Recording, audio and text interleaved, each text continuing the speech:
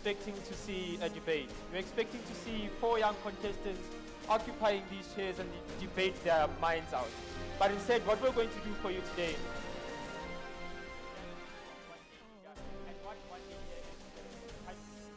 Gentlemen, my name is Sydney Junior Madibo. I'm a contestant on a show called One Day Leader every Monday at 4:30 on SABC 1. And we're going to share some of our experiences on the show, what we've learned, what One Day Leader is about. I'm hoping that you're going to enjoy what we have in store for you. But before Kisenya, let us take a look at one of the clips from our previous episodes. Within 3 years, the unemployment rate has grown from 25 to 28%. The reality is more critical than the numbers indicate. Ezinye izinto la eMzansi azikho fair, to tell the truth. Sometimes ngoba awuna matric, you are nothing la eMzansi. La eMzansi abanye abazali abakhoni ukuthi abantwana babo baze bafikele ku matric. Sometimes umunye umntwana usesikolweni icathulo sidabuke ngaphansi. Sometimes umunye umntwana esikolweni akala sikhaftini. Abanye abantwana abahleli next door yabo banesikhaftini. Ukuyabona umntwana azokufuna i2 rand. Akala cent. Ulame wena self esiswini. Mele mawuthola le 3 rand mele uqale uye-robotini, uqale uyocela amakula bandla. And abanye abantu banokubona sihamba nabantwana bethu siya nabo emarobotini bacabanga ukuthi maybe abantwana bethu siphanda ngabo. Angeke ngithi ngithole something lapha erobotini eshisayo. You understand? Mele lento le isachisa ngidle naye khona la erobotini, you understand?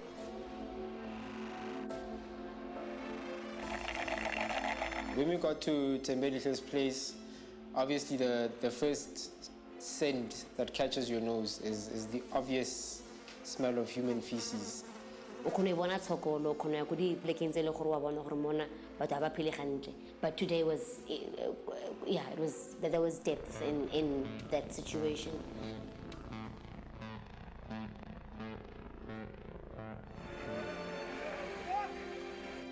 She took us to more the bottles of her cans and everything of that nature. It was quite a big bag. So usahlala ekhaya ne, and then mesibona impilo ephila manje umehluko kuphi, and mhlawumbe ungafuna ukwenzani ukuthi kube ngcono. Mina ngibitha mispan. Isibani ushoda ngaso ekhaya khona. Ekhaya uyabona manje nginabantwana. You understand? Ngeke ngizoloko ngicela yabona. Ukuhlala la nokuhlala ekhaya khona uzokwazi ukuthola umsebenzi ukuhlala la okungcono wena ukubonayo. Is it? Okay. Of course, we cannot fully say Tembelihle is to blame for her living conditions and for her deciding to quit school at grade 11. That would be very unfair, right? I think in order for us to understand unemployment in South Africa, and in order for us to understand unemployment for black South Africans, we need to be able to trace it back to living conditions of black people generally in South Africa, right? We were set up systematically to be segregated from a place of wealth. Our lives were literally leave the township, go to the city area, and make someone else money. Can we get a round of applause for that insert? Now, One Day Leader is a youth reality television program that is every Monday on SABC 1 at 4:30. And what it seeks to do, it takes 6 of what they consider the best young leaders all over the country, and they put them together to debate issues such as that of Tembelihle. Now, that is a particular task that we were doing that I was fortunate enough to be a leader of. And what we had to be met with there were the realities of unemployment for young people in South Africa. And if you will allow me, I would just like to unpack a bit on unemployment in South Africa, given the context of a young black South African. Now, what you were looking at there was a lady that stays just on the outskirts of Newtown. And when we went into that community, as I said earlier in the insert, the obvious smell that catches your nose is the obvious scent of human feces. And you can just ask yourself the question, how do you raise a child in such an environment? How do you go about your day-to-day life in such an environment? You see, One Day Leader for me has been a great platform to showcase my leadership abilities to the rest of the country. It has been an opportunity for me to showcase what it is that we as young people can do if we choose to become catalysts of change rather than just talking about change. It takes us to some of the worst communities that you will ever come across. It puts us up with some of the people that have the worst living conditions as opposed to you and I. People that are not able to attend seminars like the one that we're attending now. One Day Leader, ladies and gentlemen, is a breakthrough. It's a phenomenon. And I believe that in years to come, we are going to see more and more young people participate in organized and structural debate for the purposes of developing our country. Without, because I know sometimes when we look at videos of unemployment and we look at the living conditions of most people in our country, it is always a bitter pill to swallow, especially when we know that we are here having these discussions, but there's someone on the streets now not knowing what they're going to have as a meal tonight. When we were interviewing Thembelihle, one of the many things that we came across was that she's a single mother to 2 children. And the child that you saw in that insert is the youngest of these children. And the information that we gathered from our research while interviewing Thembelihle was the fact that when days are not that bad, she collects rubbish and she sells that rubbish. On occasion, she takes her child and she stands at the traffic lights with her child as means for begging. But when circumstances are really dire, ladies and gentlemen, she resorts to prostitution. I want you to internalize the realities of unemployment in the country. I want you to think about just how bad some people have it cut out for. I want you to think about that graduate that's going to be graduating cum laude right now during the graduation season, and the possibility of that graduate not being able to gain employment. I want you to think about the very graduate that you know, the very child that is going to graduate out of high school that is met with the reality of not being able to go into varsity and is subsequently going to be met with the uneasy realities of being unemployed. Ladies and gentlemen, unemployment in South Africa is a lot of things to a lot of people. But more than anything else, unemployment deprives us the opportunity to become what we imagine ourselves as. It is not every single young person that is going to get the opportunity to stand on this stage and give this address to you. But the young people that are able to stand on the stage and do give an address, they need to be the voice of the voiceless. They need to be an extension of the realities in our townships. They need to speak about the young person that is in that rural area. They need to talk about that fees must fall activist that is fighting for free decolonized education now. And the reality of getting that education doesn't necessarily mean that they're going to gain employment. Most of them will not have the opportunity to start up a business like you and I. And I need for you and I at all times to remember such young people. My name is Sydney Junior Madibo, and I'm a contestant for One Day Leader Season 5. I will now give an opportunity.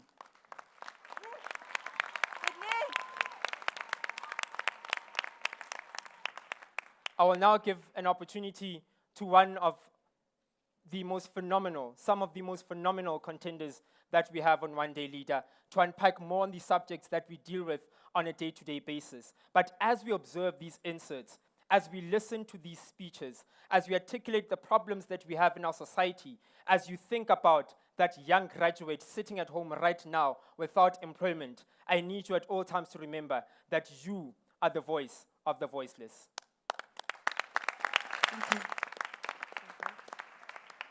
Good day, I am Lewumpela and I'm also a contestant on One Day Leader Season 5. And the reason why I entered the show is because I'm a PR, IR and politics graduate.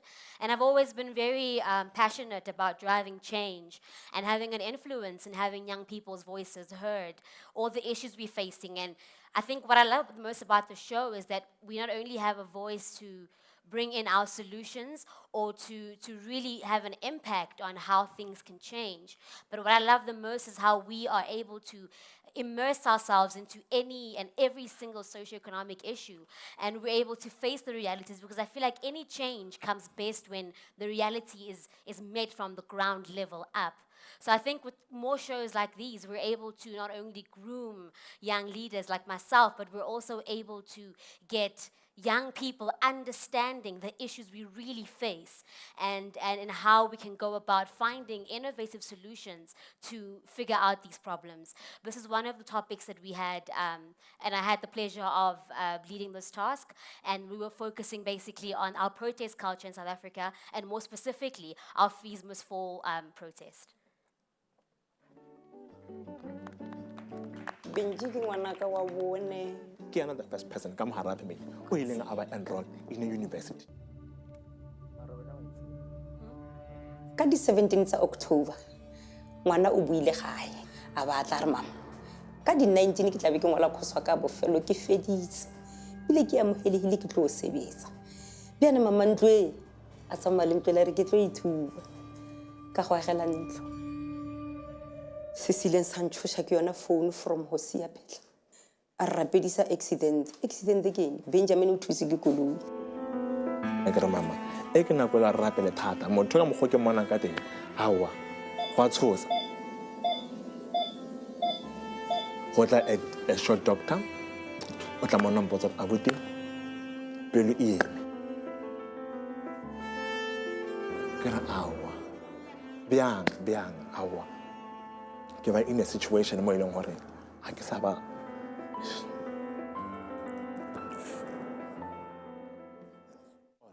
when my mother projected Benjamin to the university, what she expected the most was to see his child wearing the gown, the last gown, the last uniform of the study times, undergraduate. So the biggest hope that the man said to my mother, or made my mother to hope for, was that his son is going to build him a house. Then that didn't happen. He ended up in this situation. The march had to take him away from us. So when Kevin spoke about Benjamin, I think you could tell the emotion behind it. So obviously it's something that's still very real to him. More than it being a very sensitive issue, we really felt it. It was quite sad hearing it directly from him. Se re se kopang gone no go re fela o no re sa go plekeng e leng gore the accident happened. Ebe ya ntshwara somehow nyana. When it came in a way, it was more like a shock. I don't know if I'll be able to cope, but I hope to cope. But today's going to be the first time I go there.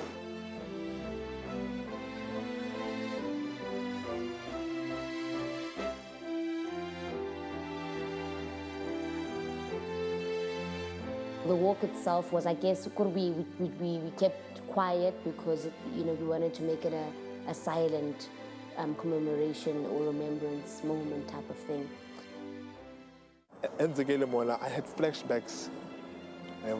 So today was really the first time for me to be there, and then I was so connected with him, and I felt that closure. And for me being here, it meant a lot. Now I'm able to cope, move forward. I found that particular closure I've been looking for.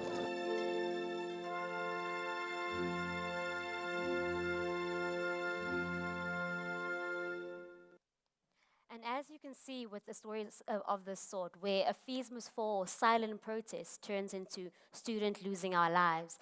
And I think for us, number one, this was a very emotional episode because of the realities of how bad it really, really gets. And these are just students asking for free higher education, nothing more and nothing less.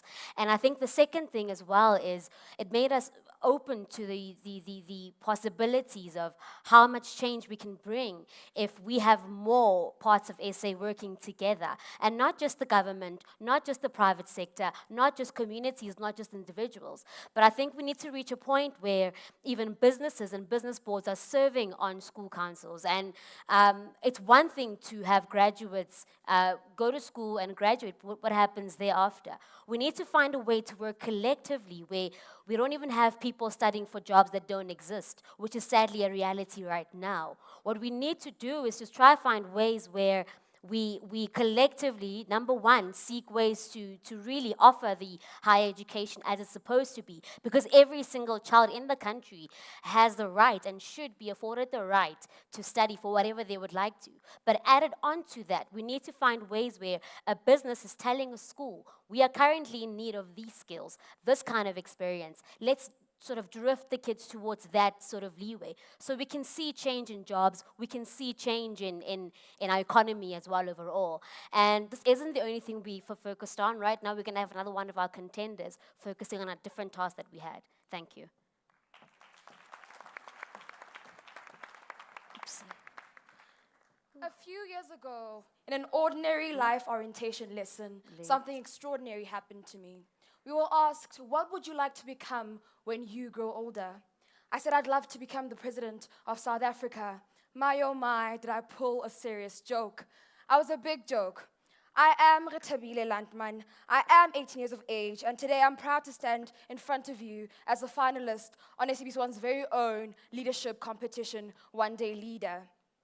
So on One Day Leader, we deal with a lot of societal issues. One of them that affect young people, which is the drug of nyaupe. And we actually made one of our case studies. We dealt with Mbali and her daughter, which is a family that's struggling because of this drug that's exploited and abused them as a family. So what we did is to make Mbali believe that a future without drugs is possible. Have a look. Unokulunga wambhalela incwadi wamtshela nje ngako konke ukuthi yena uyafana nokuthi umuntu ongenamama ngoba akasamenzeli lutho ngapho uyabhema abangani bakhe bayamhleka. Mbali is a 27-year-old mother to a 10-year-old daughter. Since her addiction to nyaupe, Mbali's family has been torn apart. There was this guy. We became friends, mina naye, yena he's smoking nyaupe. Lo ngimcela yena bekangafuna ngitshela ukuthi lento le ayikho right and stuff yabo. Agcina lo kanginikeza ke. Ngaze ngajwayela ukuthi ngiyabhema vele nami. It didn't take long for her addiction to kick in and ruin her life. Umbali ukuthi eqala ukuthi engiphendule kabuhlungu maye ekhuluma nami. Uqale ngaso lesikhathi eseqala ukubhema. Mayethu ucela imali ngithi anginayo. Engiphendule nje ngendlela ayithandayo. Ubentshontshela usisi wakhe imali, emtshontshela nento zokugqoka edayisi. Bagcina sebengasazwani nosisi wakhe. Ngalona I locked lo mnyango lo sekamereni while I was reading the letter, and then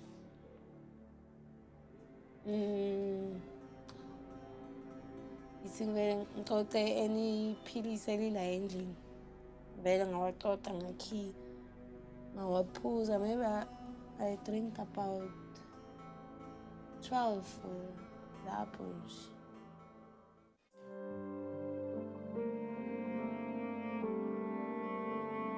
My first impression of Mbali was she is not as the typical drug addict that people sort of talk about. Like she doesn't have a ruined physique. Bekangitshela the way afika ngakhona, the way akhumbula umama akhe ngakhona, like the way we used to be together, like angicela ukuthi ngichange. The team also took the time to sit down and talk to Mbali's daughter. Wa ameha haholo ka ntho tse di dira ka tlung. Ihlile wa bona hore o la ba emotional ha re mmotsa gona mme wa hae le mme wa Mbali ba utlwana ho kae ka tlung. Ona sa rate ntho hore Mbali would have outbursts at her mom regarding money to sort of feed her habit. She doesn't really have a relation with her sister, but when we brought that up with her, she became very emotional about it.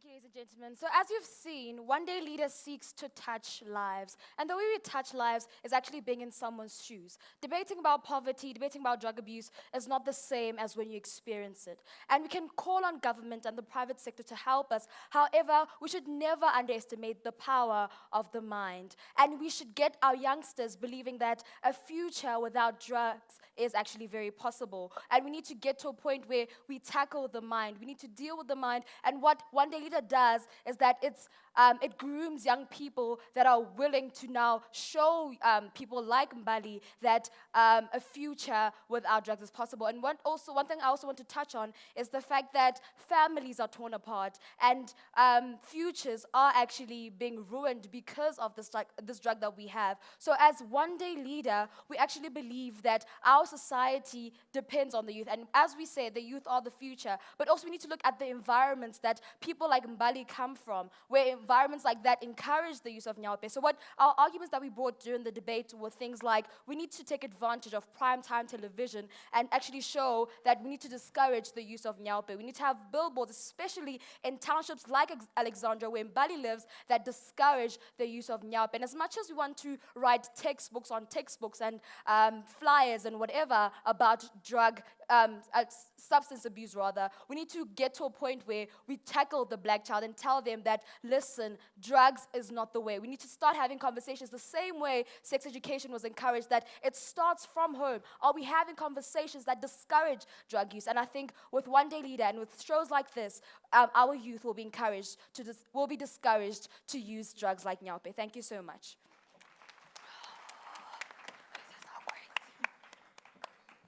From the streets of Rwanda to a democratic South Africa, a leader's vision through social justice emerges. Ladies and gentlemen, my name is Anissa Mazimpaka, and I am your leader number 1 on SABC1. So can I just ask you, when I mention a Zulu, what do you think about? The first thing. Okay, we'll keep it to ourselves. Ladies and gentlemen, I am a university graduate, and I currently have a 2-year suspended expulsion to my name. I'm a student activist, and I am a proud participant in the Fees Must Fall protest. So when I joined One Day Leader, I decided that I've taken my fight from the classroom in representing students. I've taken it to the boardroom. I've taken it to the streets during Fees Must Fall. So it is about time I take it to the podium and show the nation that we need to champion student interests. I had the opportunity of leading a task on tribalism, so I think we can take a look at the clip. For this task, since we were asked to immerse ourselves in different cultures, I see a couple of challenges, me being Muslim. We might be required to taste certain foods, and knowing me, everything is halal.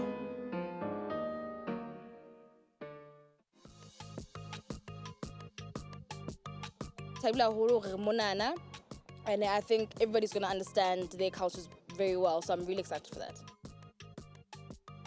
Motho wa kgetsi ya kgeleke, motho wa nyome-nyome. Helele, bo Mofokeng, ke phoka, Mofokeng wa Modise. Hello. Welcome to Lesedi. Lesedi, the place of life. Yeah, I'd like to show you what's happening around different types of villages that we have. Sikhulekile kaya. Icansi. In the afternoon, we sit on top of it. At night, we sleep on top of it. It takes 5 to 7 days to complete one grass mat.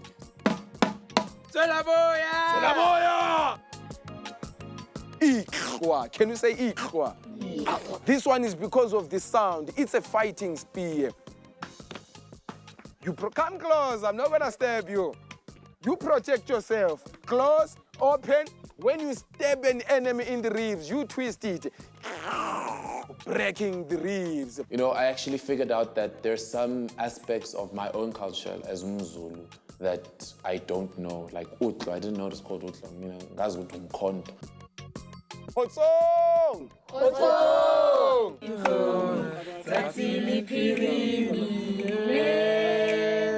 Manna batswere ke tlala batswere mataka monna yo musisane.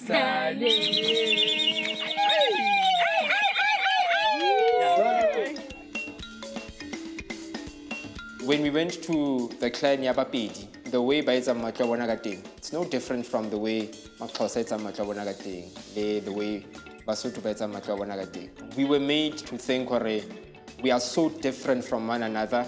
We ourselves were made to lose our own identity. Hello, Retabile, see this? Mopani wins. Mashonja. They like biltong. It's a finger licking good. Awungazama skim sam. Salty. Nikala uzama pani worms and yeah. Wow, what a burst of flavor in your mouth. It only eats some leaves. Mash it together. It's not halal also. Very salty. Can you count for you? She's saying it's not halal. How, Anissa?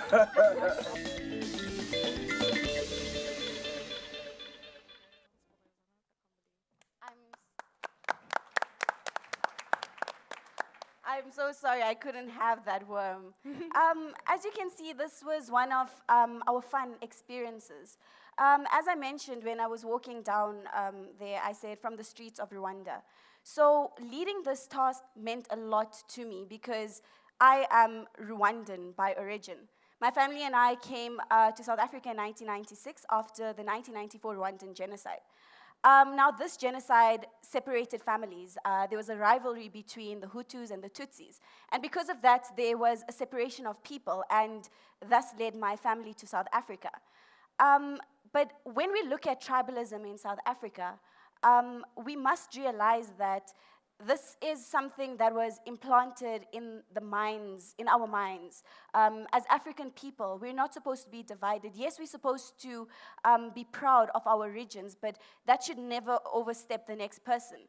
And I think we need to create something in South Africa called South Africanness, where we embrace each other's cultures.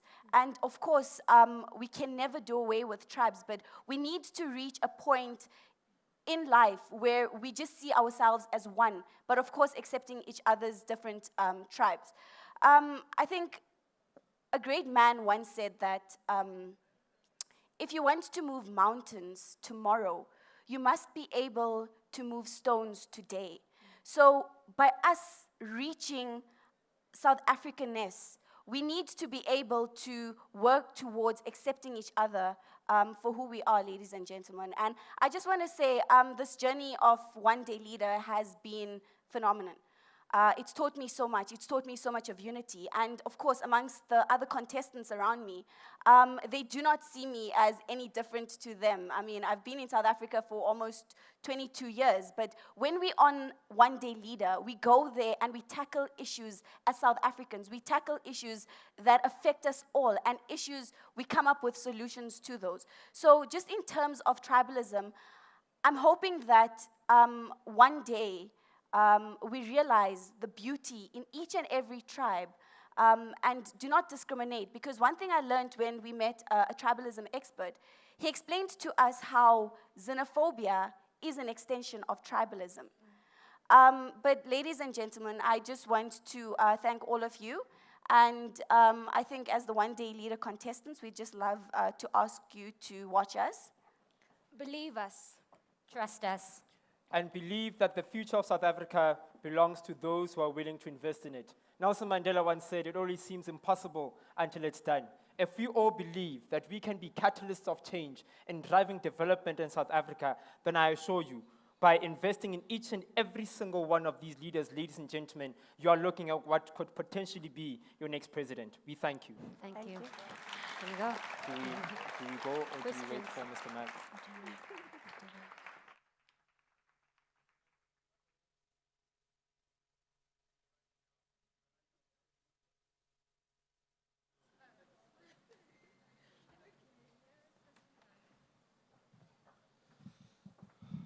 Of course we're going to take a few questions. I'm not going to mess with the future president of this country. Folks, while we're sorting this out, our technical guys, I think we need one more chair up here, as we segue into the panel discussion. Folks, I have one comment to make. I think that there is a misnomer with the name of your program. One day leader doesn't cut it for me. I think you're leaders today. And I'm sure that the audience agrees as well. You are young, you are inspirational, you are awe-inspiring, and whatever you do with your lives, I know that you're going to be a great success, and it's been an absolute privilege to see all of you here today. Folks, I'm going to entertain one or two questions, because again, time is our enemy today, but I don't want you to miss out on the opportunity of engaging with our group if you want to very quickly. Up with the lights again, because literally we cannot see you. We just see lights in our eyes. So do we have any questions? Where are mic people? Is there a question there? Off you go. Guys, maybe you've all got headset. Why don't you all just come and stand here? It'll be a little easier as well. Okay, if we can just get this other chair up, guys. Sitting like we've made it in life. Okay, off you go. Good day, ladies and gentlemen. My question is, how do you overcome, may I say, negativity to the people that you inspire? Oh. Thanks, we'll live with that. How do you overcome negativity? It's a good question. I think, I mean, I don't know about each and every single young person in the country, but I can tell you about the four of us and the two gentlemen that are not here. The level of, what's the word? The level of passion we have for the country is such that on a Monday when you give statistics which are not very accurate, or you say something that is not quite correct, or the pots just run into your mouth and your English just sort of runs away, you're always sort of like, you're able to move past the negativity because you keep your eyes focused on the main goal. And the main goal by far is what you want to do for the country, even if it's at such a small scale. But the negativity, it's just a formality for us. It's just something we have to jump over and be like, oh, shem, and then we move past it. Yeah. Guys, next question, please. Where's the mic? Whoever's got the mic has the floor. And anybody on this side, by the way. And can we get the mic on this side too? I don't want to be seen as favoritism on this side. Point SA. Yeah. I just have a little question. Wouldn't we have a better impact if we maybe covered positive stories, like maybe a graduate who didn't get a job and started his own business and is now a success, or some stories like that? Wouldn't we with your show maybe have a better impact covering positive stories than these Nyaope and... Okay. I think we probably would have a great impact as well, focusing on positive stories. But I think the critical thing here is the fact that too often we shy away from the realities. So the show is really trying to show us what is really happening out there, you know? Things may be all good and dandy within our lives on a day-to-day and so on, but do we really know who's at the bottom and why they're suffering and how they got in there? So I think for us it's really about we need to be attached with the problem. So in order for you to really face the reality, you have to be in it. So great stuff is always a good story, obviously, but to be honest with you, for us, it's really about getting to the problem of the actual issues. Let's tackle the problems so we can work our way from there. Okay, where's the next one? Haven't you asked one already? Oh, okay. No. I think you have, anyway. It's okay. Hi, my name is Otto Musebo. I would like to say first, guys, you are amazing. At your age, I am blown away, I have to say. And then my question is, how do you identify these people? Do you drive around and see that there's a woman begging the street or the Nyaope woman? How do you identify them? So we have a research team that comes and tells us, Pearl's our presenter, so she will come and give us the task. However, within us, we elect a task leader that will help us to execute the task well. So in each task, there's a task leader, and what happens from there is the task leader's vision. So we help execute the vision of the task leader. So to say that we are, like, we can't take all the credit. So there's a team that helps us. We have our producers and we have our research team. So it's not just all our work, but we also play a serious role in helping find the solutions where we go to debate in studio. So I think that's where the question, I think I've answered your question with that. It's a good answer, Madam President. Yes. Somebody on that side, lady there. Off you go. Hi, guys. My name is Trudy, and you guys look very young, and one of you mentioned that you're 18. So you tackle real issues, but another one is the fact that you're young and you have social relationships. How do you balance your social lives with friends or family and while tackling these difficult issues in society?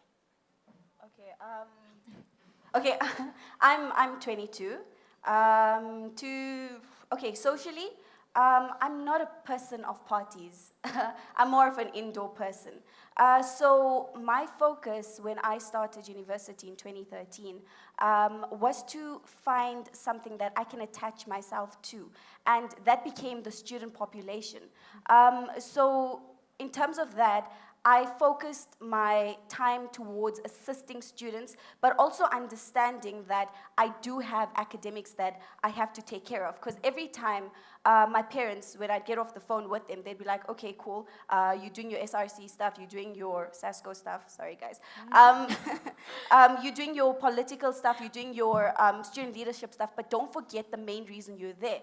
But an important thing that I want to highlight is just because you're going through university, you're not there to enrich yourself at the end of the day. You're there to uplift the community. So in terms of finding my balance, I think I found my motivation within the student community and assisting them.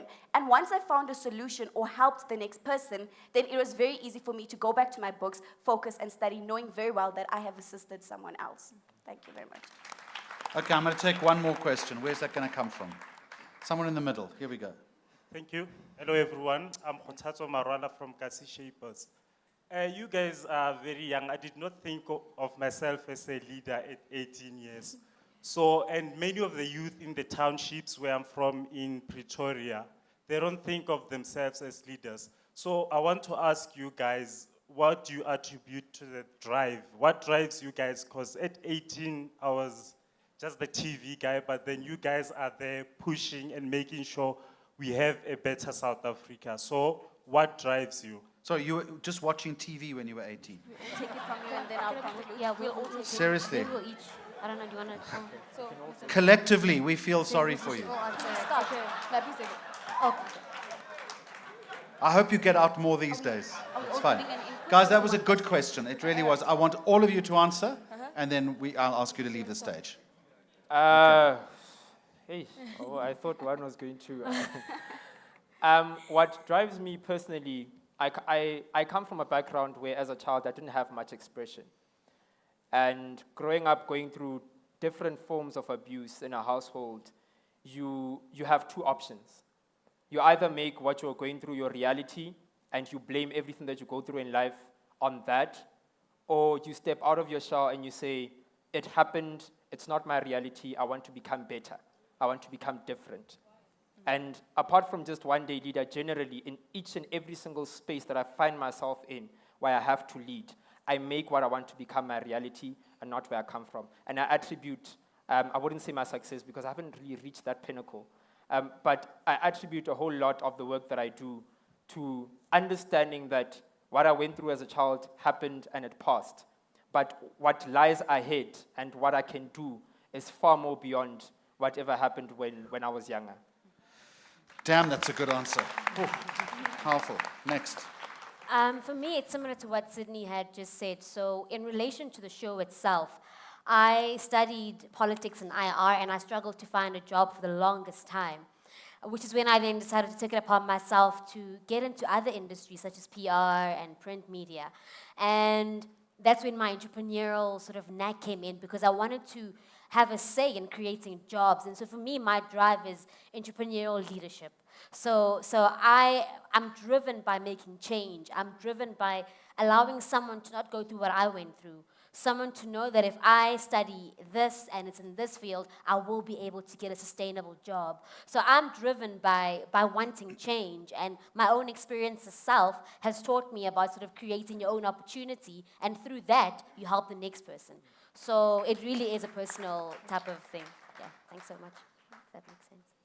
Next. Yeah, great answer. Yeah. For me, it's about the fact that the main thing, we need to keep the main thing, right? So for me, it was a matter of understanding my purpose in school. So head girl in primary school, RCL secretary in high school, and the Machabeng Junior Council executive mayor. So for me, it was a matter of understanding the fact that leadership is a calling, and I didn't take it as a popularity contest. I was so mad I was not chairperson. I was so mad. So because I wanted to execute certain visions, and I felt like it was, for him, a popularity thing. And what I also believe is that I wanted to vote already at the age of 13, and it's because I have this drive that even at that tender age, if we could have political people and political freedom fighters that could start at tender age, I also can do that. So for me, it's also about the fact that I wanted to participate in the realities of South Africa and help bring South African solutions to South African problems. So, yeah.